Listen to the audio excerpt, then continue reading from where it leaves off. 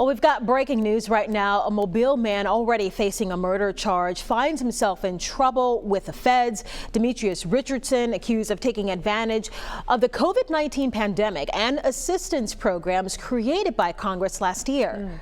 He was supposed to be in federal court today, and that's where investigative reporter Brendan Kirby is standing by live. Brendan, the hearing got delayed.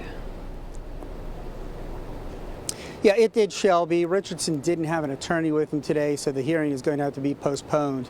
But this is what we know about the charge. Federal law enforcement officers alleged that Richardson applied fraudulently for funds under the Paycheck Protection Program.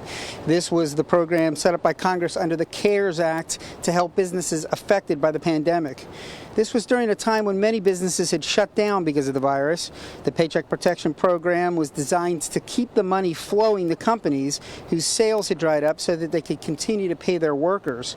Richardson applied for funds under the program, telling the Small Business Administration that it was for his janitorial service company. The only problem? The feds say the company never existed. In fact, according to a criminal complaint, Richardson was in federal prison during the time that COVID supposedly was harming the business. He was serving a sentence of more than 20 years on a drug conviction. Records show Richardson got out of prison in January, and then in April, Mobile police arrested him on a murder charge in connection with the fatal shooting of Duwan Donaldson on North Ann Street.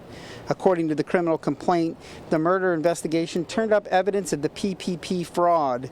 He claimed that COVID was costing him about $8,300 a month. On the application, he claimed his business made $108,000 in 2019. The criminal complaint states that Richardson attached an Internal Revenue Service document backing the claim, but that it was a fraud. Records show that the Small Business Administration approved Richardson's application and sent him $20,830 in May.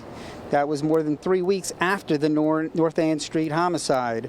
The criminal complaint alleges that even if the business was legitimate, the PPP money was used for unauthorized purposes. $18,000 went to a pair of friends or relatives. Automated teller machine withdrawals accounted for most of the rest. Richardson's account now has less than $400. And Richardson also faces a hearing in federal court in October as prosecutors seek to revoke a supervised release on that original drug charge. I talked to his attorney, Chase Dearman, in that case.